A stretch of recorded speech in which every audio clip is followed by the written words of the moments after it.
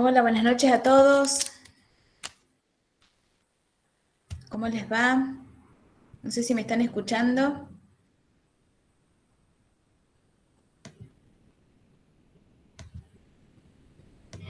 Sí, profe.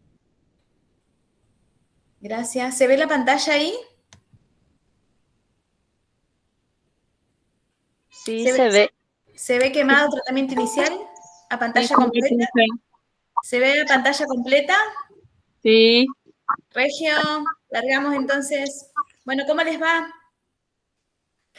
Hoy vamos a hablar de un tema que siempre nos provoca incertidumbres, ¿no? Más aún, no sé si les pasa a ustedes, pero habitualmente en los lugares donde nosotros nos encontramos no tenemos centros de quemados en muchos de nuestros espacios, ¿no? Entonces siempre tenemos una incertidumbre de cómo trasladarlo, cuándo trasladarlo, cómo tratarlo al paciente. Además que muchas veces supera todas nuestras capacidades, ¿no? Porque las capacidades para poner una vía, las capacidades para intubarlo, las capacidades para hidratarlo, las capacidades para calmarle el dolor, son muchas las cuestiones a tratar en este tipo de pacientes. Y bueno, estos son datos, los últimos del 2016 de Estados Unidos, no tenemos datos locales, tampoco encontré datos de Paraguay, pero más o menos lo que nos da no importa acá el porcentaje, sino eh, saber los tipos de quemaduras y en qué situaciones se pueden dar y que hay muchos fallecimientos por fuego y quemaduras, ¿no? Y que muchos de esos terminan hospitalizados, que muchos de esos tienen muchísimo dinero se gasta en la hospitalización inicial y sumado a todo lo que implica la rehabilitación de estos pacientes, ¿no? En líneas generales, quienes se llevan el primer puesto son las lesiones por fuego o quemaduras, siguiendo las lesiones por escaldaduras que le llaman. Después, las lesiones Ania, por... no se está ¿Sí? viendo la presentación. A ver, No sé si vos ya la empezaste. sí, ya la empecé. Entonces, No se veía ahora no se ve como nada. presentación. No, como presentación. Entonces lo que voy a hacer es... ¿Ahora sí? Ahora sí, está bien. Bueno, estos son los datos que recién le estaba diciendo, ¿no? Después le siguen las quemaduras eléctricas, que muchas veces terminan en la unidad de cuidados intensivos por muchas cuestiones que ahora vamos a comentar, las quemaduras químicas en menor escala y otras razones, ¿no? ¿Dónde está la mayor mortalidad? ¿Dónde están los pacientes más graves? Generalmente, como muchas de las patologías, en los extremos de la vida. Entonces, la mortalidad es mayor en los niños menores de 4 años, especialmente en los bebés, hasta el primer año, y en los adultos mayores de 65 años. Estos son los pacientes que generalmente más nos preocupan. De cualquier manera, nosotros nos vamos a dedicar más que nada al paciente adulto, ¿no? Y dentro de estos datos que dan en cuanto a qué tipo de pacientes se han admitido en los centros de quemados, ellos tienen una tasa de supervivencia bastante importante, ¿no? Es mayor el ingreso de pacientes varones que de mujeres. Y las causas de ingreso son más o menos los datos que recién dábamos, ¿no? Donde lleva la cabeza, digamos, lo que es las quemaduras relacionadas con el fuego o las llamas. Y muchas de esas se producen en el hogar.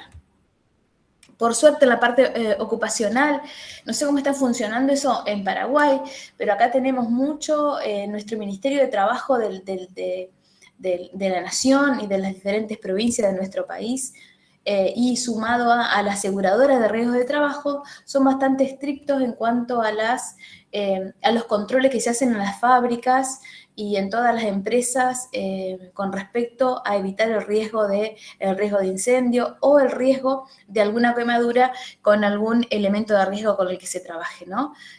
Bueno, después el menor porcentaje calle, carretera, la parte recreativa en el deporte. Pero más que nada, hay que pensar que la mayoría de los quemados nos llegan quemados con fuegos y muchos de esos ocurren, la mayoría, en el hogar, ¿no?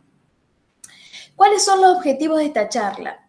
En líneas generales, casi todos nosotros, no sé si alguien después de ustedes trabaja en algún centro de quemados, que quizás nos pueda llegar a comentar algo, pero en líneas generales todos nosotros, casi todos nosotros, vamos a trabajar en lo que es la atención inicial. Por lo tanto, los objetivos de esta charla van a ser revisar los tipos de quemaduras, para eso saber después cómo actuar, y describir los cuidados de reanimación inicial, que son lo que habitualmente nosotros vamos a hacer para tratar de trasladar en las mejores condiciones un paciente al centro de quemado, que son habitualmente las quejas que nosotros recibimos de los centros de quemados con respecto a que no hemos tratado bien las lesiones.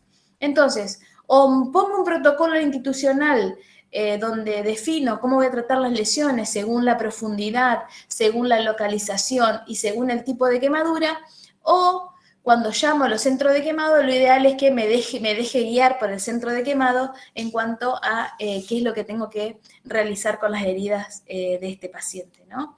Habitualmente os traslado a una unidad de cuidados intensivos o un centro especializado de quemados. Aquí el mayor problema, que nosotros sabemos que la piel es uno de los órganos de mayor tamaño y es la barrera protectora de todo, ¿no? Nos protege de todo, de todas lesiones, nos protege de microorganismos, de todo. Tiene muchísimas funciones nuestra piel.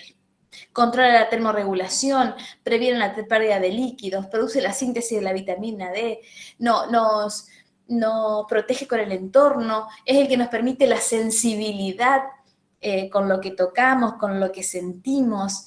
Y todo eso se pierde cuando el paciente tiene una quemadura. Entonces, todo esto de la termorregulación, de prevenir la pérdida de líquidos, todo eso lo pierde. Por lo tanto, en esas cosas donde tenemos que nosotros poner más hincapié, ¿no? Y más que nada, según el nivel, la profundidad de la herida, va a ser el dolor que va a sentir el paciente, que es uno de los grandes desafíos que tenemos para tratar al paciente, ¿no? Y repasando un poquito para entender, porque a partir de que uno sepa, reconozca las capas de la piel, es que uno define la profundidad de las quemaduras. Entonces tenemos la epidermis, que es la parte externa, la dermis, que es la parte interna, que a la vez están separadas por una membrana basal. ¿Cuál es la importancia de esa membrana basal? Primero, comunicar la dermis con la epidermis, ¿no? Y lo segundo, que son las que están implicadas en la formación de ampollas. Por lo tanto, si tengo ampollas, es porque seguramente ya tengo compromiso de la dermis. Entonces, cuando tengo ampollas, ya tengo una quemadura de segundo grado. ¿Está? Más o menos para tener una idea cuando uno ve la herida, cuando ve la quemadura de un paciente. Entonces, si uno dice, ¿cuáles son los datos más importantes para valorar la gravedad de un quemado? Es la profundidad de la quemadura y cuán extenso es, que ahora vamos a ver qué regla aplicamos para conocer la extensión de la quemadura. Es importante estos datos, ¿por qué? Porque son los datos que me van a definir a mí qué hago con ese paciente. Lo dejo en mi institución, lo traslado a un centro de quemados, cómo lo traslado, qué hago con ese paciente, cuánto líquido le suministro a ese paciente.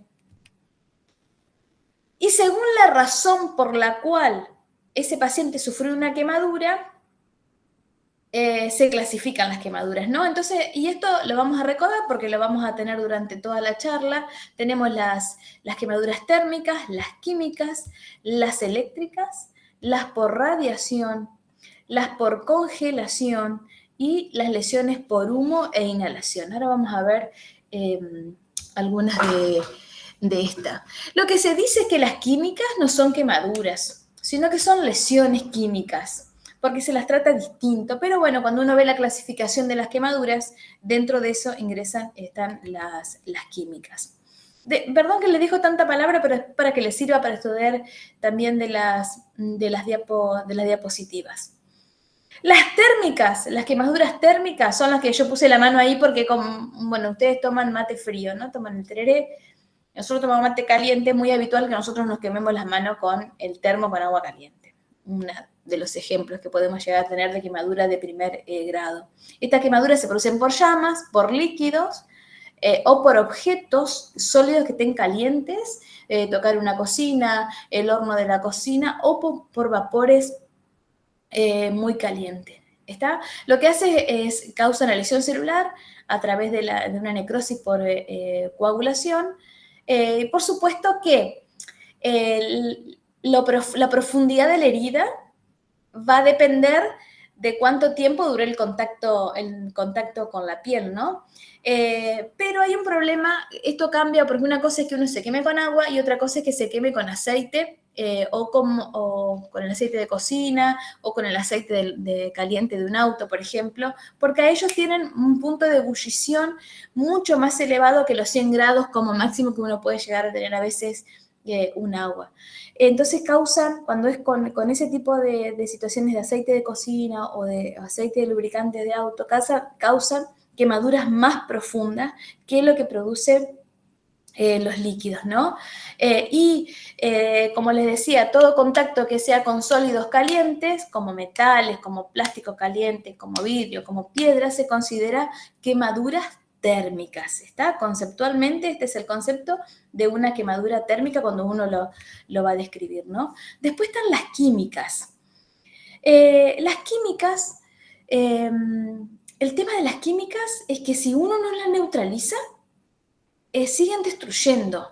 Está hasta durante 3 días. O sea, a medida que van pasando las horas, la lesión va siendo cada vez peor. Está, sea por la causa que sea, ¿no? Por ácidos, por productos alcalinos o por algunos compuestos orgánicos. Habitualmente pueden ser productos de limpieza, los que se usan para la eliminación de herrumbre, o los alcalinos, por ejemplo, los productos que se utilizan para la limpieza de los hornos o los desinfectantes. Lo que hacen es provocar necrosis. Entonces, producen necrosis, entonces el químico se introduce en una profundidad mayor en los tejidos, ¿no? Por ejemplo, la gasolina o desinfectantes químicos. ¿Y qué es lo que producen? Producen una gruesa capa de tejido necrótico que habitualmente se la denomina escara. ¿Está? Y eso es lo más grave de las químicas. Por eso no se lo llaman quemaduras, sino que a esta se la llama lesión. Y realmente es una gran agresión, es una gran lesión cuando es por químicos que crea verdaderas reacciones, lo que se dice que crea verdaderas reacciones moleculares. Pero por eso, cuando es químico, presten atención, porque a medida que pasan las horas, si uno no neutraliza eso, la lesión cada vez es mayor. ¿Qué pasa en las eléctricas? En las eléctricas, uno tiene que saber dónde fue, cómo fue el voltaje, ¿no? Si fue de bajo o alto voltaje.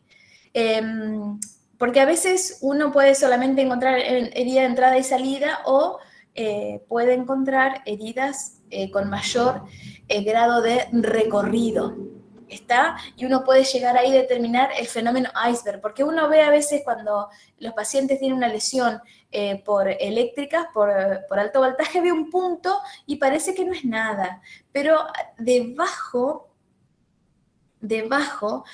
hasta los músculos, generalmente donde están los huesos más largos, donde se produce la mayor parte de las lesiones. Y hay que tener cuidado con los pacientes con lesiones eléctricas porque habitualmente este disparo recorre hasta las extremidades, está donde están los huesos largos y puede producir necrosis que muchas veces se llega a las amputaciones, produce un síndrome compartimental importante, producen necrosis y puede llegar a la amputación de los pacientes. La verdad es que cuando después vamos a ver qué hacemos con este tipo de lesiones, cuando sospechamos este tipo de lesiones, pero habitualmente este tipo de lesiones, además de valorar este fenómeno iceberg que se produce a nivel muscular, según el voltaje al que fue expuesto la persona, también tenemos que valorar otras cosas como son las arritmias, que ahora lo vamos a ver, y otra de las cosas es que habitualmente cuando se produce este tipo de lesiones, los pacientes pueden haber estado o en un poste de luz o cambiando un foco, entonces se asocia ahí el riesgo que hay de trauma, ¿está? Entonces las eléctricas habitualmente, las quemaduras eléctricas, se las considera un paciente con politrauma. Otras son las por radiación. que esto pueden ser porque o una cama solar o rayos X, obviamente nosotros no estamos en posición de ahora al menos de estar ante explosiones nucleares, pero lo que produce las radiaciones ionizantes pueden causar lesión tisular, y también es la misma lesión por radiación que producen las quemaduras solares, ¿está? Que las quemaduras solares, que se las denomina de primer grado o superficial, que es lo que habitualmente produce una quemadura solar, ¿no? Es una quemadura por radiación. La quemadura del sol o de una cama solar es una quemadura por radiación. Pero si se producen quemaduras en pacientes que reciben radioterapia, puede causar quemaduras de un grosor completo. Después están las por humo o inhalación, que son las lesiones que más nos apuran en cuanto a los cuidados respiratorios del paciente, ¿no? Estas por humo o inhalación también pueden asociarse a quemaduras térmicas o quemaduras químicas, según lo que haya producido ese humo, ¿está? Puede ser por algo químico o por algo térmico. Entonces, ¿cuándo voy a prestar atención yo? ¿Cuándo voy a abrir el ojo y voy a decir, che, prestemos la atención a este paciente en cuanto a la vía respiratoria, que es lo primero que uno tiene que valorar, ¿no? Primero, si tiene quemaduras faciales, si el paciente no es su voz normal, si se encuentra ronco, si tiene hollino en la nariz o en la boca, o partículas de carbón cuando el paciente tose, si se le empiezan a edematizar los labios, si ven que el paciente se quedó sin cejas o sin pelos, o tiene chamuscados los pelos de la nariz. A estos pacientes hay que intubarlos en forma inmediata para evitar el edema, porque después que se produce la fase de edema de una quemadura, es imposible intubarlo. También hay que hacerle una broncoscopía para ver hasta dónde están las lesiones y determinar las concentraciones de carboxihemoglobina, que ahora vamos a ver que estos pacientes para nada nos va a servir la saturación, sino que son pacientes que sí o sí le tengo que administrar oxígeno, ¿no? ¿Por qué? Porque la saturación me va a dar normal, pero por la carboxihemoglobina. Otra de las lesiones de los quemados están los por congelación, que los por congelación se van en diferentes etapas hasta que llega, es una cuestión ya de circulatoria el problema, hasta que el riesgo es de la amputación, ¿no? A veces son lesiones tisulares que pueden llegar a ser permanentes. Esto se da cuando la persona se expone a temperaturas muy bajas. Y cualquier zona tiene, o sea, si nosotros lo vamos a valorar al paciente que pudo haber estado en riesgo de congelación, ¿qué le vamos a mirar? Le vamos a mirar los dedos de las manos, los dedos de los pies, todos los extremos, la pera o la barbilla, no sé cómo le llaman ustedes, los lobos de las orejas, la mejilla, la nariz, todos los extremos, ¿está? Porque cuando no se trata, cuando no se calienta, cuando no se protege todo esto, hace necrosis, puede hacer gangrena, hipotermia al paciente y, por supuesto, paro cardíaco, como puede producir cualquier congelación. En realidad uno dice, bueno, la congelación lo trato como un quemado, sí, porque la congelación lesiona la piel. ¿Está? Por supuesto que un tratamiento de un paciente que sufrió congelación es distinto del que corresponde a otras quemaduras, ¿no? Porque esto tiene que ver con una cuestión circulatoria. Pero dentro de la clasificación de heridas está dentro de las quemaduras. Ahora bien, otra de las cosas que yo tengo que definir, vieron que antes le decíamos de primer grado, de segundo grado o de tercero o cuarto grado. En realidad, la clasificación que se maneja ahora es epidérmica o superficial, que vendría a ser la que reemplaza de primer grado, ¿está? La de grosor parcial o segundo grado, que también puede clasificarse como por superficial o como de grosor parcial profunda, y la de tercer grado. Entonces en esta tengo solamente la piel, que la puedo ver enrojecida, en esta ya tengo las ampollas, y ya puedo tener un síndrome compartimental, que ahora vamos a ver, y la de tercer grado, que según la profundidad puede clasificarse como tercer o cuarto grado, ¿está? Esto es según la profundidad la quemadura. Las de primer grado son aquellas que afectan la epidermis, o sea, no llegan a la dermis. Entonces lo único que producen son eritema, pero no hay ampollas. ¿Qué siente el paciente? Dolor, inflamación, y el color de la piel está rosado, ¿no? Acá, ¿cuándo vemos esto? Y en pacientes que se expusieron mucho al sol o por los focos de calor de baja intensidad. Entonces hay un eritema, hay un blanqueamiento de la piel con la compresión. O sea, ¿cómo me doy cuenta del eritema? Porque yo lo toco y se queda blanco. ¿Está? Lo toco y se queda blanco. Eso es eritema y puede estar con edema. Y al cabo de un día, la piel puede llegar a desprenderse, que es lo que habitualmente nos pasa, ¿no? Vamos a la playa, tomamos un color re lindo, después no. Bueno, eso no deja de ser una afectación de la epidermis, lo que sufrimos cuando nosotros vamos a la playa. No sé si quieren apagar sus micrófonos. Y los síntomas que habitualmente se ven acá en los pacientes, lo que pueden sentir es hiperestesia, un poco dolor y algunos hormigueos. Y la verdad que después cuando pasa 3 a 6 días, esto ya deja de doler, ya deja de molestar y ya se empieza a caer esa parte de la piel. Y después, cuando uno ya ve ampollas, ve inflamación, con color de piel bien rojo, ya estamos ante lo que se llama una de segundo grado. ¿Está? Con grosor parcial, que puede ser un poco superficial o un poco más profunda. Esto cuando está causado por llamas, por químicos, por líquidos calientes, y acá sí hay edema, hay hiperestesia, hay dolor, mucho mayor dolor porque se produce lesión de los nervios, y hay un aumento de la sensibilidad frente al aire, cuando el aire está frío. Generalmente esto demora en curarse. Si es un grosor de un grado 3, digamos, no demasiado profunda, entre el día 10 y el día 21 se puede llegar a curar. Y si es digamos, si es más profunda, demora entre 2 a 6 semanas. Un paciente puede estar hasta un mes curándose las lesiones. Entonces, la de primer grado no tengo ampollas, la de segundo grado ya tengo ampollas. ¿Por qué? Porque traspasó la membrana basal, lo que separa de la epidermis de la dermis, y se produce, que es la responsable de producir las ampollas. Y después está la de tercer grado o la cuarto grado. Esto ya es mucho más profundo, ya afecta la hipodermis, producen necrosis en la piel.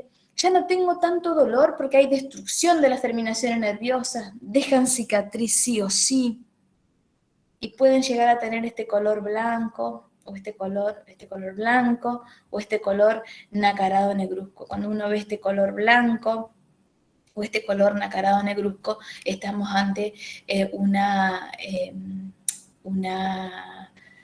quemadura de grosor completo, profunda, de cuarto grado, ¿no? Que son las más preocupantes porque son las que mayores problemas traen en los pacientes, las que más cuesta curar, las que generalmente van a injerto los pacientes, y son las que habitualmente los pacientes son trasladados, ¿no? Por los riesgos que hay circulatorios, los riesgos que hay a las amputaciones, generalmente cuando esto se da en las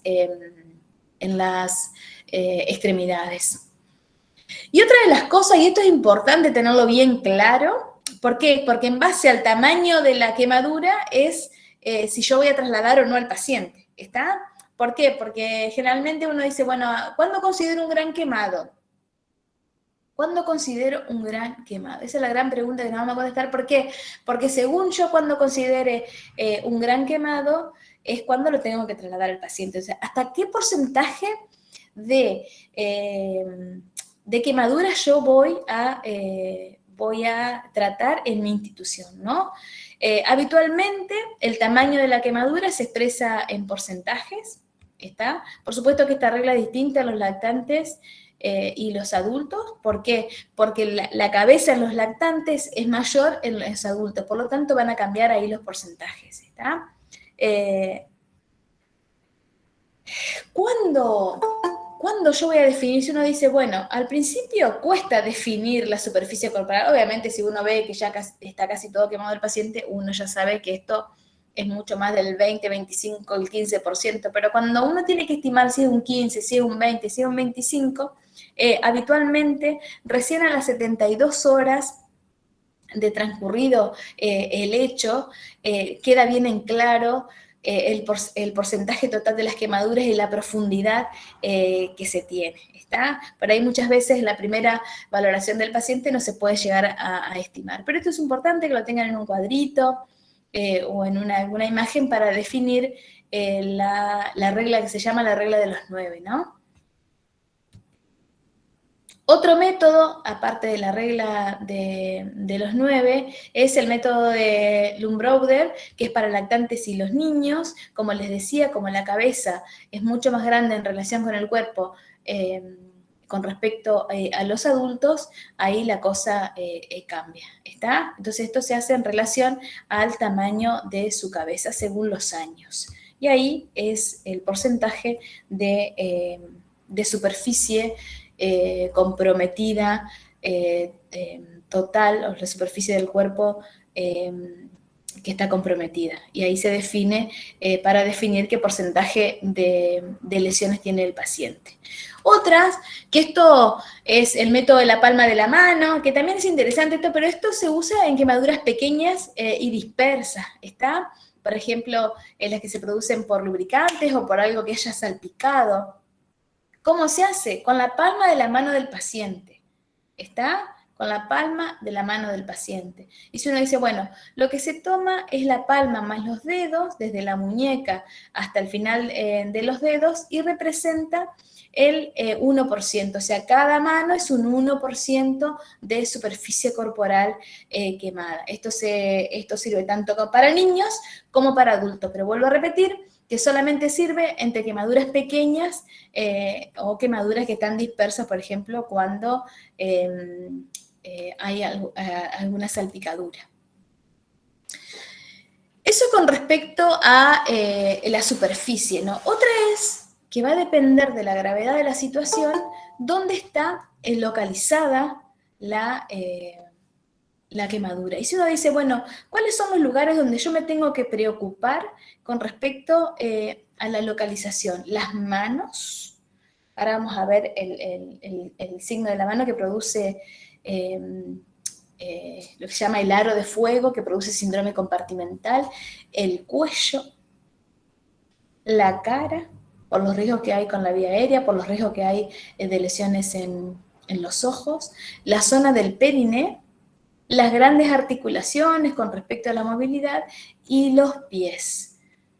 Esos son los lugares donde uno tiene que tener, son las heridas pueden resultar mucho más graves, ¿está? Entonces son los que habitualmente muchas veces o tengo que trasladar al paciente si se producen lesiones en esos lugares, o son las lesiones que más tengo que controlar en un paciente quemado. ¿Por qué? Porque las lesiones, las quemaduras circunferenciales de las extremidades pueden dar lugar a un compromiso vascular con la aparición de lo que se llama el anillo de fuego, que es lo que se produce, como ven acá, el síndrome compartimental. Eso por un lado. Lo otro es el tórax. Todas las quemaduras circunferenciales pueden dificultar la expansión del tórax, y eso también puede ser crítico. Obviamente, todo lo que implique quemadura de cabeza y cuello pueden estar asociadas a complicaciones pulmonares. Y como decíamos, todas las quemaduras que se puedan producir en la cara se asocian a abrasiones de la córnea, de los oídos o la condritis auricular. Y las quemaduras en la zona perineal son las de muy difícil tratar y muy difícil cuidar en cuanto a su limpieza, porque tienen tendencia a la autocontaminación por las orinas y las heces. Y como decíamos, las grandes articulaciones son las que mayor problema nos trae para el movimiento de los pacientes, para el movimiento articular, digamos. Que cuando se producen cicatrizaciones, ustedes habrán visto personas que grandes quemados, que tuvieron lesiones en las extremidades, a veces quedan con problemas en la movilización según cómo hayan cicatrizado y curado esas heridas. Pero bueno, además del aspecto, además de la lesión de la piel, el problema del quemado, y lo tenemos que entender rápidamente, son los problemas sistémicos que hay. ¿Por qué? Porque el quemado produce una inflamación. Entonces, hay toda una respuesta inflamatoria sistémica debido a la lesión celular que se produjo, ¿no? Y hay una gran liberación de histamina. Como hay una gran liberación de histamina, hay un aumento de la permeabilidad de los capilares. Por lo tanto, si hay un aumento de la permeabilidad de los capilares, el agua que está dentro de los vasos se va al intersticio. Por eso se produce edema, por eso se produce exudado de los capilares. Por eso hay una disminución del volumen intravascular, por eso este paciente necesita tanto líquidos. ¿Está? Y como hay una gran estimulación del sistema nervioso simpático, el sistema nervioso simpático que es aquel que actúa ante la lucha, el adrenérgico, entonces va a aumentar la aparición de sed, el hilio gastrointestinal, la estimulación del aumento de las catecolaminas, eso produce un aumento de la tasa metabólica, por lo tanto el paciente se pone hipercatabólico, hay un aumento de la secreción de aldosterona y hay una estimulación también hepática, que agota, esta estimulación hepática, agota la reserva de glucógeno e incrementa la glicemia. ¿Está? Y además produce vasoconstricción, que es una de las razones de lo que provoca la estimulación del sistema nervioso simpático. ¿Está? Así que si tengo este aumento, seguramente va a ser un paciente hiperadrenérgico, un paciente con aumento con hipercatabólico, y además es un paciente que va a estar taquicárdico, con todo lo que implica esta respuesta de lucha que da la estimulación del sistema nervioso simpático. ¿Está? Pero lo más importante es el tema de la histamina, esta liberación de la histamina que aumenta la permeabilidad y hace que el líquido se vaya. Aumenta el edema, aumenta el dolor, aumenta las complicaciones en la herida y además me choca al paciente porque disminuye el volumen intravascular. ¿Qué efectos puede haber en una quemadura sobre el sistema respiratorio? Primero, la lesión directa de las vías respiratorias, por lo tanto tengo que estar pendiente de lo que pasa, del aspecto, si tengo jeans, si tengo las cejas quemadas o las pestañas quemadas, si se produjo lesión por inhalación, si hay intoxicación por monóxido de carbono, que se ve mucho en el invierno en nuestras zonas, si se inhaló humo, si hay lesión alveolar, que para darme cuenta de eso hay que hacer una broncofibra al paciente, si hay edema pulmonar, y sí, ver cómo satura el paciente, ¿no? Si hay edema pulmonar, lo más probable es que yo tenga con un paciente con insuficiencia respiratoria hipoxémica. ¿Qué produce sobre el sistema cardiovascular? Como dijimos, con los capilares se vuelven mucho más permeables, por lo tanto el agua se va de los vasos al intersticio y me produce un déficit volumétrico, eso hace que disminuya la presión arterial, eso reduce el gasto cardíaco y el paciente se choca y esto se considera en los pacientes quemados un shock hipovolémico. ¿Está? Se produce también una disminución de la contractilidad miocárdica, que esto comienza a mejorar después de 24 o 30 horas, y según si el paciente, por ejemplo, sufrió una quemadura eléctrica, dan lugar a cambio del electrocardiograma, el paciente se puede infartar, puede tener arritmias, principalmente arritmias ventriculares. Por lo tanto, todo paciente que sufrió quemaduras eléctricas lo tengo que tener monitorizado y hacer un electrocardiograma, al menos para trasladarlo, en el caso de que lo traslade. ¿Qué pasa con el sistema renal? Bueno, llega menos líquido, se reduce la perfusión renal, el paciente entra en oliguria, puede tener una insuficiencia renal aguda, y generalmente, tras la lesión, se produce lesión por quemadura, más aún en lesiones por electricidad, se alteran los hematíes, se altera la hemoglobina, se altera el potasio, las células musculares esqueléticas liberan mioglobina, por eso es muy importante valorar la sonda vesical que le coloco al paciente, porque si empieza a venir de una coloración rojiza o marrón, es porque está liberando mioglobina. ¿Por qué? Porque la hemoglobina y la mioglobina son filtradas por el glomérulo y degradadas con liberación del pigmento hemo, digamos, de sangre, que puede causar insuficiencia renal aguda. Especialmente, esto se produce porque sobre que tengo ese aumento de la mioglobina, que tengo un aumento del filtrado del glomérulo del riñón, y además tengo poco líquido circulante. Por lo tanto, los riesgos de insuficiencia renal siempre están presentes. Por eso es una de las razones para valorar ingresos y egresos y hacer balance hídrico de estos pacientes, colocar una sonda vesical no solamente para ver la salida, sino para ver el aspecto de la orina, ¿no? ¿Qué pasa con el sistema gastrointestinal? Como dijimos, se produce hilio. ¿Por qué? Porque se activa el sistema nervioso simpático. Pueden aparecer úlceras por estrés, por la liberación de histamina ante un contexto de respuesta inflamatoria sistémica, ¿no? Por supuesto que se puede producir hipertensión intraabdominal, eso dependiendo del lugar donde se producen las lesiones, porque también se puede producir un síndrome compartimental abdominal. ¿Qué pasa? Como dijimos, hay un incremento de la tasa metabólica, el paciente está hipercatabólico, por lo tanto, si uno dice, bueno, este paciente, por supuesto que esto se ve después, cuando se lo define, cuando se deja al paciente en la internación definitiva del paciente, son pacientes que necesitan alimentarse, porque tienen un aumento de la tasa metabólica, un aumento de necesidades calóricas. Entonces uno tiene que evitar que el paciente entre en catabolismo. Y por supuesto que el paciente, el cortisol pica porque está en una situación de estrés, por lo tanto generalmente son pacientes que aumentan la glicemia. Y esto se los trata como la glicemia del paciente, entra dentro de la clasificación de los pacientes con aumento de la glicemia de los pacientes críticos. Bueno, y ahora vamos a tratar el paciente, ¿no? Esto vamos a tratarlo inicialmente. Ojo, ¿dónde lo encuentro al paciente, no? Porque según en qué situación lo encuentro al paciente es lo que yo tengo que hacer. Por supuesto que si es una lesión que uno puede sospechar de una caída, hay que estabilizar el paciente, como todo paciente con politrauma, entendiendo que a veces el mecanismo no puede estar claro en los momentos iniciales y el ABCDE, que ahora lo vamos a ver. Y esto es muy importante, el ABCDE, ¿por qué?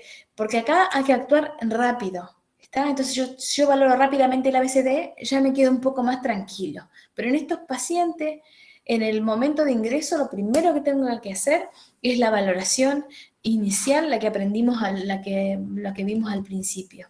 Entonces, dentro de esa ABCDE, vemos la vía respiratoria. La vía respiratoria obviamente es la prioridad máxima, especialmente si yo veo que el paciente está con hollín en la cara, si veo pelos quemados, valorar la presencia de quemaduras faciales, de chamuscamiento, de edema en los labios, de tos, de quemaduras circunferenciales alrededor del cuello. Todo eso me tiene que poner en la alerta de valorar el A de la vía respiratoria. O sea, que la vía respiratoria esté abierta, que el paciente me hable bien, que no tenga ronquera el paciente, que no tenga secreciones con hollín, por ejemplo. Después veo cómo ventila, si ventila correctamente, veo que no tenga lesiones de quemaduras en el tórax, porque sabemos que las lesiones de quemaduras en el tórax me van a producir un síndrome compartimental y van a hacer que el paciente ventile, o sea, expanda menos el tórax. ¿Está? Auscultar el paciente, ver la oximetría de pulso, entendiendo que y teniendo ojo que cuando los pacientes yo sospecho de intoxicación por monóxido de carbono, la oximetría de pulso no me sirve, porque ahí está valorando la carboxihemoglobina. Entonces, en un paciente intoxicado con monóxido de carbono, no tiene sentido controlar la saturometría porque la saturometría va a dar normal, pero el paciente va a estar hipoxémico, porque el saturómetro está leyendo otra cosa. Con respecto al C de la circulación, obviamente hay que descartar la existencia de una hemorragia por caída o por lo que fuere, o porque si la lesión es muy profunda. Ver la presencia, simetría, amplitud, frecuencia y ritmo de los pulsos, generalmente más aún cuando tuvo lesiones por electricidad, o sea, fue una quemadura eléctrica. Ahí tengo que ver, porque no sabemos hasta dónde fue. ¿Cuál fue el punto de salida? Y generalmente el punto de salida es en las extremidades. Dijimos en la parte muscular de los huesos largos. Por lo tanto, tengo que valorar todos los pulsos, generalmente más que nada los pulsos periféricos. Evaluar el relleno capilar, que ya lo vieron ustedes en la parte de shock, y la coloración y la temperatura cutánea, siempre en la circulación. Entonces, todo esto son cosas de valoración que lo puedo hacer arriba en ambulancia, cuando llegué al lugar del hecho, en cualquier sala de internación de la institución, ¿no? Porque no se necesita demasiadas cosas, son todas valoraciones clínicas. Otra es la D de discapacidad. Ahí vamos a utilizar una escala para valorar cómo está el paciente neurológicamente. ¿Está? Ver si no está hipóxico, porque si no, no puedo valorar la parte neurológica del paciente. Ver cómo está, si no está hipovolémico, porque si está hipovolémico le llega menos agua al tanque, por lo tanto puede estar disminuida la perfusión cerebral, por lo tanto el paciente puede llegar a tener alguna alteración cerebral por eso.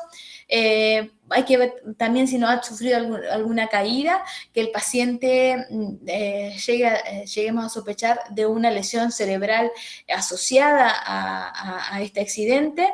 Y por supuesto valorar todo lo que tenemos que valorar de un paciente neurológico, como las pupilas, las funciones sensitivas y las funciones motoras.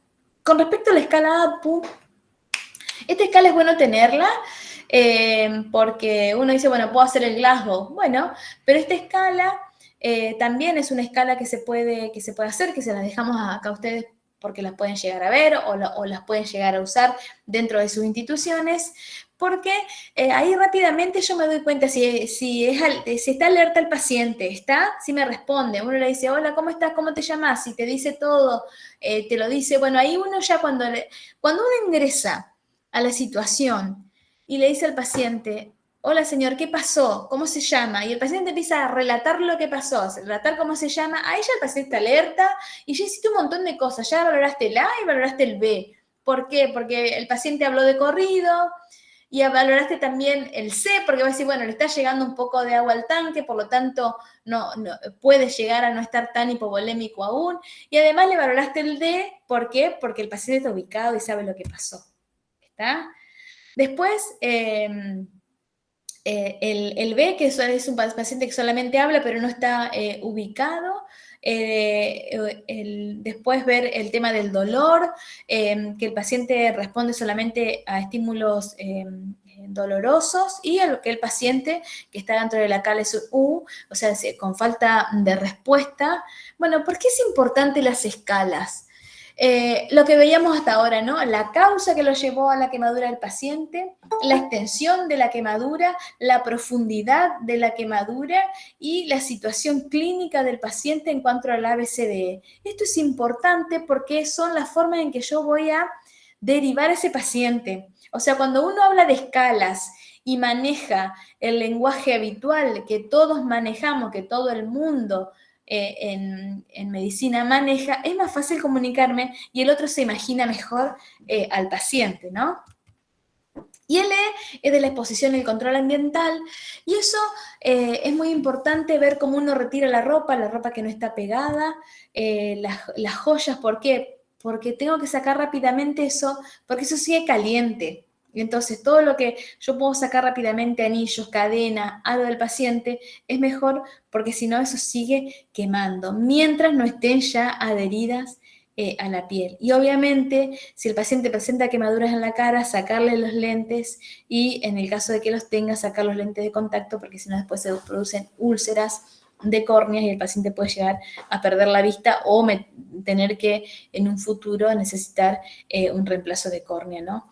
Y siempre cubrir al paciente. Dijimos al principio que la primero que se pierde es esta barrera de la piel, ¿no? Que hace que yo me mantenga calentito, que me mantenga hidratado, que me proteja de todas las agresiones, y en ese momento el paciente la pierde, la persona lo pierde. Por lo tanto, lo ideal es cubrirlo con una sábana seca y limpia y tratar de mantenerlo calentito. Bueno, con respecto a qué tipo de sábanas voy a usar, hay bastante controversia en la bibliografía. Vean ustedes, habitualmente uno dice, bueno, ¿a qué considero una sábana limpia? Porque antes se usaba mucho lo que son las sábanas estériles. Digo esto porque uno puede llegar a tener pacientes con lesiones, no solamente por quemaduras, sino con otras lesiones por enfermedades que también producen lesiones tipo tipo quemadura, por ejemplo, la enfermedad de Steven Johnson, que se comporta también como un gran quemado. Si uno tiene un lavadero donde lava las sábanas y después se lo seca a más de 70 grados en la secadora o se plancha la ropa, ya eso está limpio, pero tiene que salir del lavadero, meterse en una bolsa cerrada e ir a un lugar cerrado. Si eso es así, puede usar las sábanas esas en pacientes con defensas bajas, en pacientes gran quemados, con algún tipo de lesiones, pero habitualmente nosotros, por ejemplo, ya no esterilizamos la sábana, usamos sábana limpia porque nos aseguramos que venga del lavadero y que haya estado a más de 70 grados o en la secadora o en la plancha, y ahí se eliminarían todos los gérmenes, ¿no? Bueno, y rápidamente tengo que actuar en el caso de que el paciente me haya llegado, ¿está? Que yo no vaya al lugar del hecho, hay cosas que no conozca, entonces rápidamente tengo que saber de qué se trata.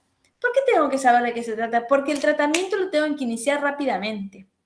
Entonces, yo soy mucha de la mnemotecnia, porque las mnemotecnias nos ayudan a tener un camino, ¿no? Para no olvidarme nada. Entonces puedo ver los antecedentes rápidamente. ¿Qué signos tiene? ¿Cuáles son los síntomas? A, B, C, D, E. ¿Está? ¿Qué tipo de alergias? ¿Qué tipo de medicamentos o sustancias está ingiriendo actualmente? Que eso también incluye las drogas y el alcohol. ¿Hay algún antecedente pertinente para esto? ¿Cuándo fue la última vez que comió? ¿Está? Y lo otro son los acontecimientos que han dado lugar a la lesión, porque a partir de ahí veo qué es lo que hago con eso. Según el tipo de lesión, es lo que yo tengo que valorar, que ahora lo vamos a ver eso. Entonces uno dice, bueno, ¿qué le pregunto a este paciente rápidamente cuando yo tengo el primer contacto con este paciente? Primero, ¿cuál es el síntoma principal? ¿Está? ¿Es dolor? ¿Es disnea? ¿Es trastorno del sensorio? ¿Dónde se produjo la quemadura? ¿La quemadura se produjo en un lugar cerrado? ¿Hubo participación de productos explosivos o de productos químicos? ¿Fue con gas? ¿Fue con electricidad? ¿Fue con aceite? ¿Qué fue lo que pasó? ¿Cuál fue el elemento que le produjo la quemadura? ¿Fue un líquido? ¿Fue un metal? ¿Fueron productos químicos? Porque ahí uno define qué tipo de quemadura, ¿no? Y por supuesto conocer, porque se pierde todo lo que es, y el paciente ha tenido contacto con un montón de gérmenes y perdió la barrera, y una de las cosas que hay que saber es si el paciente está protegido contra el tétano. Esto dependiendo en qué lugar se produjo, en qué ambiente, en qué ámbito se produjo la lesión y con qué elementos se produjo la quemadura, ¿no? Entonces uno dice, bueno, ¿cuáles son las fases del tratamiento? Primero lo urgente, reanimar al paciente. Después ver cómo curo las heridas. Y después la rehabilitación, que uno dice, ¿cuándo empieza la rehabilitación? Enseguida. A ver cómo hago para tratar de revertir todo esto. ¿Está? Habitualmente nosotros en nuestros espacios donde no tenemos centro del quemado, donde rápidamente se lo deriva al paciente, tenemos que hacer hincapié en la reanimación y en la curación de heridas. Esa reanimación, que es la parte urgente, ¿en qué paciente la tengo que hacer rápida? En todo aquel paciente que yo haya sacado la cuenta y tiene más del 15% de quemaduras. Entonces, en ese paciente rápidamente le tengo que tratar de encontrar vías. ¿Dónde busco las vías? Obviamente que primero lo busco en piel sana. ¿Está? Empiezo a buscarlo en piel sana. A veces tengo que hacerlo en piel que no está sana, pero siempre primero voy a buscar en piel sana. ¿Le coloco sonda vesical? Utilizo la fórmula de Parkland, que eso también lo tienen que tener, porque si no después me lo olvido. La fórmula de Parkland es para yo sacar la cuenta, para saber cuánto líquido le paso a este paciente. Al principio a los pacientes se les pasa Ringer lactato, para mantener una orina entre 30 y 50 mililitros hora. Pero en los pacientes que han sufrido una quemadura eléctrica, debemos tratar de que el paciente orine más. Entonces, en los pacientes con quemaduras eléctricas le pongo más líquidos, ¿está? Que orine más de 50 mililitros hora, que orine 70, 100 mililitros hora, porque tengo que tratar de prevenir la obstrucción tubular renal por la mioglobina que se produce, porque se rompen los glóbulos rojos, ¿está? Y más aún si veo que la bolsa está rojiza, Entonces ahí tengo que sospechar de que el paciente puede estar produciendo, o sea, evacuando, digamos, largando mioglobina. ¿Está? Entonces, lo más probable es que se pueda producir insuficiencia renal por obstrucción tubular renal, sumado además a que el paciente es hipovolémico. Entonces, si encima se puede llegar, puede tener una insuficiencia renal por dos razones, o porque se obstruye o porque no llega suficiente líquido. ¿Está? Por supuesto que son frecuentes, muy frecuente que nosotros le demos al paciente más de 1 litro hora. O sea, más aún si logramos poner 2 vías, ¿no? Lo mismo, las vías centrales, si hay que colocar vías centrales también, primero trato de buscar en piel sana y si no, me voy a piel que está comprometida. Pero siempre que paso mucho líquido, tengo que tener una vigilancia estrecha del estado hemodinámico. Por suerte, en muchos servicios de urgencia ya se está empezando a utilizar los ecógrafos, que eso es una forma de valorar la hemodinamia al lado de la cama del paciente, ¿no? Después que paso Serringer lactato, se sigue con soluciones cristaloides isotónicas y soluciones ahí se agregan coloides después de las 24 horas. Un coloide que habitualmente nosotros conocemos, por ejemplo, es la albúmina. Ojo, ¿por qué paso grande cantidad de líquidos? Porque lo que dice la bibliografía es que solamente el 25% del Ringer lactato que yo paso permanece en el intravascular. O sea, si yo paso 1000, solamente 250 permanecen en el intravascular. ¿Cuándo empiezo a ver yo o a creer que lo que le meto al paciente por el suero se queda dentro de los capilares? Cuando pasaron 8 o 12 horas después de la lesión por quemadura. ¿Está? Recuerden que hay una gran liberación de histamina, eso aumenta la permeabilidad capilar en los pacientes quemados y hace que el líquido se vaya fuera de los vasos. ¿Está? Entonces, habitualmente yo le meto y se va, le meto y se va. ¿Está? Pero después de las 12 horas, o sea, se va el 75%. Pero a partir de las 12 horas es cuando 8, 12, 24 horas es cuando se reduce esa permeabilidad capilar y es ahí donde empiezo a administrar coloides.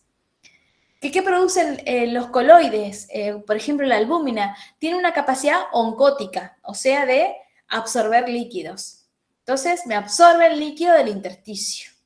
¿Está? Y hacen que lo que se fue al intersticio comience a volver a los vasos. Esto es lo que produciría, ¿no? Pero eso es alrededor de las 24 horas de luego de producir el hecho. Y acá está la fórmula de Parkland para saber cuánto líquido hago, ¿no? Entonces, se pasan 4 milímetros de Ringer por kilo por superficie corporal de quemados en 24 horas. Pero la mitad se pasa en las primeras 8 horas. Esta es la que habitualmente usamos todo, pero hay otras fórmulas de Brucke o de Brucke modificada. Esto para las primeras 24 horas y esto se dice que la mitad se da en las primeras en 12 horas. Después está la regla del 10, que es porcentaje de superficie corporal quemada por 10. Eso me da los mililitros hora. ¿Está? Y lo que dice la Asociación Americana de Quemados, que uno tiene que tratar de ver cómo lo valora esto, viendo el débito urinario. Y también, como dijimos, que el paciente me orine más de 50 mililitros hora y en los pacientes quemados alrededor de 100 mililitros hora. Que mantenga una presión arterial media mayor a 65, con una sistólica mayor a 90, si mido saturación venosa que sea mayor de 60, y si le puedo hacer un eco, que el BCI sea menor a 9, y también medir el lactato como todo paciente que pueda llegar a estar en shock, porque recuerden que esto es un shock. Si el paciente está shockado, estamos ante un shock hipovolémico. Pero yo les recomiendo la fórmula de Parkland, que es la que habitualmente se usan en todo, por lo menos aquí en Argentina, en todos los centros de quemados. Ahora bien, entonces yo ya sé cuál fue la razón por la que el paciente se quemó, ¿no? Entonces, si es térmico, ¿Qué hago? Primero descarto las lesiones por inhalación, ya lo hago porque hago el A, B, C, D, E sistemáticamente. ¿Está? A todo aquel paciente que tiene más del 15% de superficie corporal quemada, le administro, le pongo 2 vías y le pongo líquidos y siempre coloco un catéter urinario en forma permanente. ¿Qué hago con las químicas? Hago el ABC. Trato de buscar cuáles son los procedimientos de decontaminación en el caso de que logre tener algún antídoto con respecto a este tipo según el químico. Recuerden que esto algunos no lo consideran quemadura, sino que lo consideran lesión.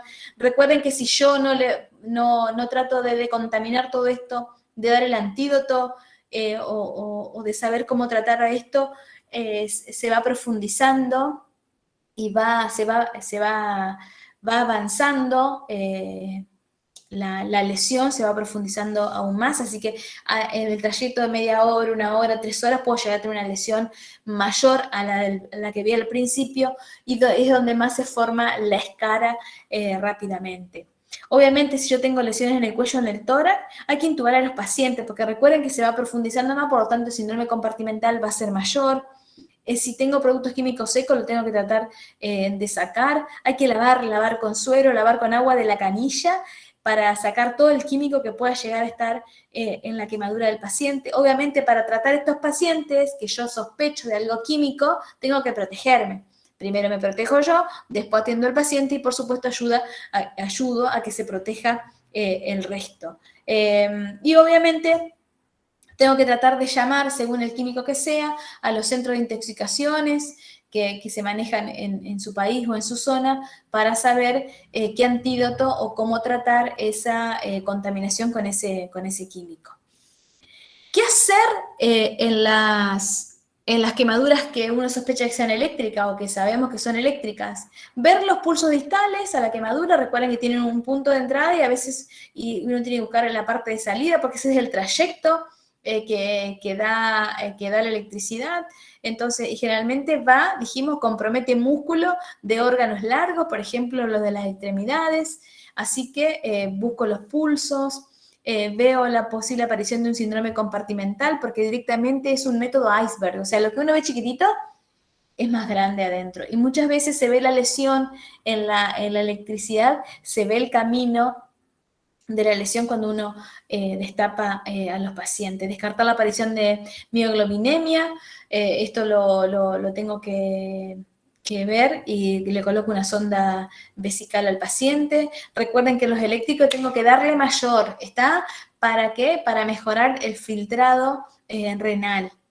A veces se administra manitol, que es un diurético osmótico por vía intravenosa, o bicarbonato de sodio, porque eso lo que hace es alcalinizar un poco la herida. Y estos pacientes tienen elevado el riesgo de arritmias, más aún arritmias ventriculares. Muchas veces una de las razones por las que los pacientes hacen paro es porque te hacen en el momento posterior a la lesión, hacen arritmia ventricular y pueden hacer paro cardíaco en el mismo lugar donde se produce el hecho. Por lo tanto, desde que lo subo a la ambulancia, desde que lo recibo en la institución, si estoy sospechando de una quemadura por electricidad, el paciente tiene que estar monitorizado en forma continua. Y ojo, que estos pacientes habitualmente se produce una sacudida, entonces el paciente puede haber sufrido caída. Por lo tanto, se lo trata como un politrauma al paciente y se valora todo.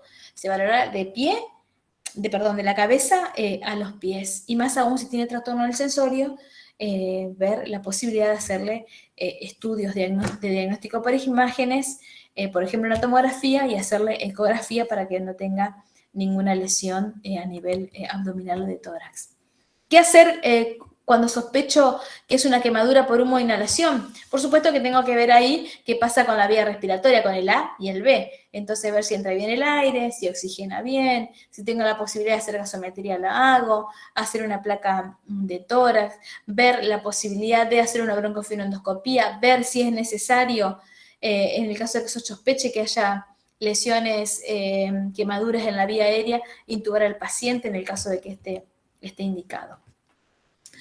Y esto, porque uno dice, bueno, ¿cómo trato a la quemadura a nivel generando. En nuestro país yo no tengo conocimiento que tengamos este tipo de tecnología, no sé si ustedes lo tienen, pero saber que existe. Estos son unos paños que enfría la quemadura sin producir hipotermia en el paciente. Entonces esto para tenerlo en las urgencias, de manera inmediata.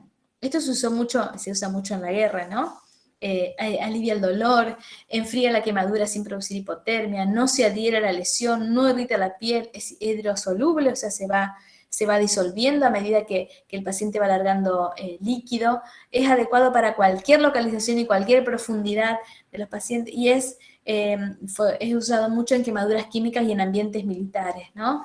Que es lo que hacen rápidamente los soldados. La verdad que están geniales.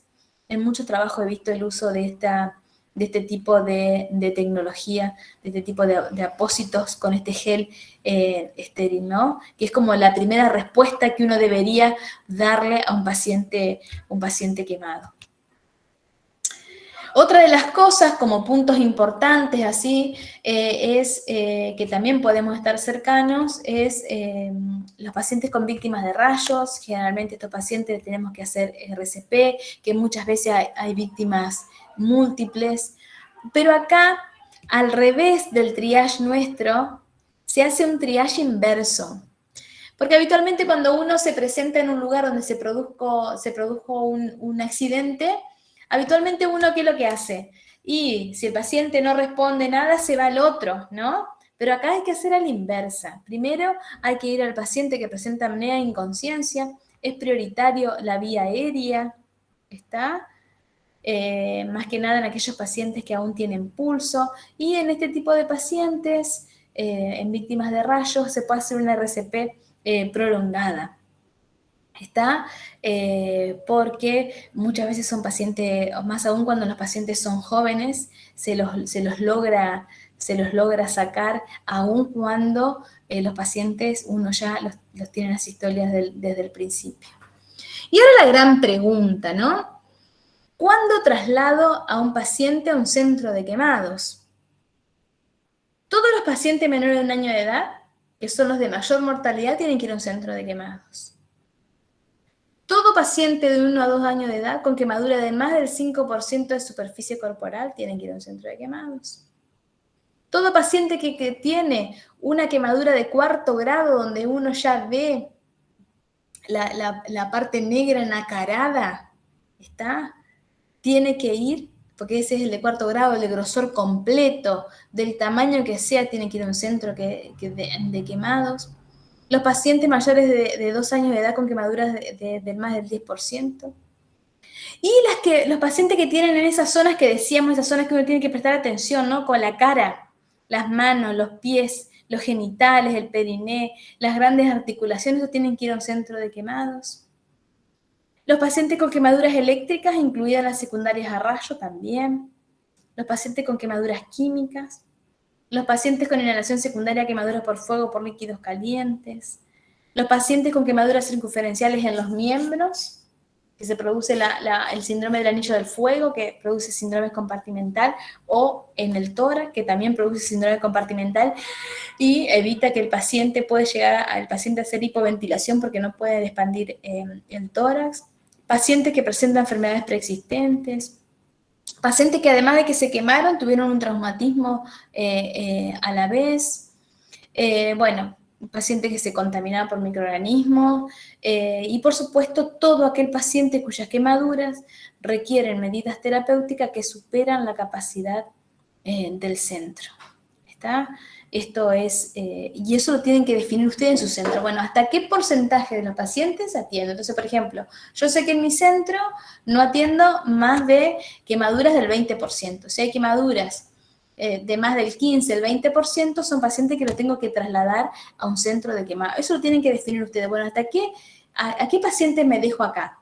Y aquellos pacientes que tienen menos del 15 o menos del 20% o menos del 25%, y según en qué lugar está, porque si el 25% implica cara y tórax, es un paciente que lo tengo que trasladar. Si el 25% implica periné y hasta la rodilla, lo tengo que trasladar, porque ahí implica una zona bastante delicada e implica grandes articulaciones. Es importante definir a qué paciente me voy a dejar y a qué paciente yo voy a trasladar. Y para eso tengo que definir el quemado grave, que es también un concepto. Entonces, ¿cuál es el quemado grave? El quemado grave es aquel paciente que tiene más del 25% de superficie corporal quemada. Por lo tanto, si yo le llamo al centro del quemado, obviamente cada vez que tengo que trasladar a un paciente, el paciente tiene que tener una superficie mayor del 25%. O quemaduras de espesor completo que tiene todo ese compromiso, que tiene ese aspecto negro nacarado, mayor del 10% de la superficie, también se lo considera un gran quemado. Y todo aquel paciente que tiene, como dijimos, quemadura en la cara, en la mano, en los pies, en el cuello, en el periné, en los genitales, en las articulaciones, se considera un paciente gran quemado. Y todas estas quemaduras, las eléctricas, las químicas, las por inhalación, las quemaduras circunferenciales en tronco y extremidad, como habíamos dicho, las que se asocian con trauma y los pacientes con enfermedades previas con un ASA mayor a 2, o sea, son esos pacientes que no son sanos, que están hipertérmicos, hipertensos, con antecedentes de diabetes, con obesidad, o son menores de 1 año, o son mayores de 70 años, como dijimos, todo paciente mayor de 65 años aumenta la probabilidad de mortalidad. Entonces, podemos usar los criterios que ustedes quieran. Le puse este criterio porque son de la Sociedad Americana de Anestesiología, que ellos definen, bueno, yo tengo que definir en mi centro, según la capacidad de atención que yo tenga, según el concepto de lo que se considera quemado grave, es el paciente que tengo que trasladar. Ahora bien, como muchos de nosotros, vamos a recibir el paciente y lo vamos a atender en la urgencia, ¿no? Para eso se necesitan 2 médicos, dos personales de enfermería, 2 técnicos, y el objetivo principal cuando me ingresa el paciente es detener el proceso de la quemadura. ¿Está? Entonces voy a retirar la ropa, voy a retirar todo aquello que siga aumentando el calor y todas las sustancias químicas. Y siempre se lava 30 minutos para los ácidos y 60 minutos para los álcalis, pero si se sospecha algunos elementos como el potasio, el magnesio, el sodio, el litio, no tengo que usar agua. ¿Está? Y si en quemadura por fluorhídrico debo inyectar gluconato de calcio subcutáneo. Es un protocolo que nosotros no lo manejamos, al menos no hemos tenido la oportunidad de manejarlo. Se cubre con sábanas estériles, dicen algunos protocolos. Vuelvo a repetir, esto va a depender del concepto que ustedes tengan. Nosotros creemos que si la sábana se lavó, se lo puso a más de 70 grados, vino embolsada, así fue a un lugar cerrado y limpio dentro de mi sector y después con la bolsa fue a la unidad, con esas sábanas también se pueden utilizar. Y otra de las cosas es tenerlo en un lugar que esté calentito, ¿está? Evitar la hipotermia, calentar la sala y evitar las pérdidas de calor al paciente, porque muchas veces en los primeros momentos no lo puedo tapar al paciente, ¿no? Cuando lo estoy haciendo los lavados. Pero si uno dice, bueno, ¿qué hago con la quemadura? Lo lavo. Lo lavo con agua. ¿Está? Se hace la limpieza con agua. Es importante no utilizar, por ejemplo, el famoso, acá le llama Platzul, pero es la sulfadiazina de plata. No lo tengo que utilizar. ¿Por qué? Porque si yo lo voy a trasladar al paciente, interfiero en el tratamiento especializado del centro de quemados. Entonces no tengo que colocar ni gasas furacinadas, ni gasas iodoformadas, ni sulfadiazina de plata, solamente mojo. Está limpio con agua. ¿Puedo utilizar clorexidina acuosa? Muchos utilizan clorexidina acuosa, que eso se puede comprar o lo puede fabricar el farmacéutico, y se cubre con sábanas estériles o sábanas limpias que yo me haya asegurado que estén libres de cualquier contaminación. A veces se utilizan antimicrobianos tópicos. La verdad es que nosotros no lo hacemos porque no lo tenemos al alcance de poder hacerlo, pero si uno dice, bueno, ¿qué hago? Limpio. Está limpio. y no le coloco nada para que lo puedan tratar y le puedan hacer el tratamiento quirúrgico o la limpieza que corresponde en un centro especializado. Muy bien. ¿Alguna pregunta?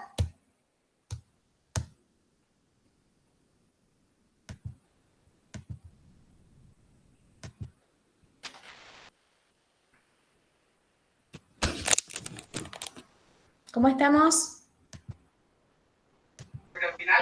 Profe, todo clarito. Hola Raquel, muchas gracias.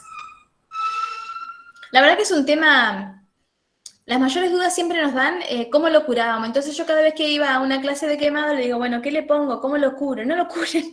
O sea, lo que nos decían es, ustedes traten de limpiarlo lo más que puedan a la herida y se traslada al paciente. O sea, no poner ninguna crema, ningún apósito de nada, porque después eso interfiere, produce necrosis de las heridas, es difícil de quitar. Y tenemos que dejar la herida libre para que ellos puedan hacer la debridación, tanto quirúrgica de la herida como la debridación química, que es lo que habitualmente se hace en los centros especializados, ¿no?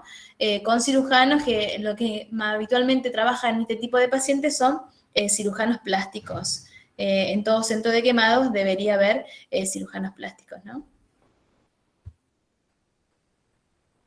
¿Algo que me quieran preguntar? ¿Alguien trabaja en un centro de quemados?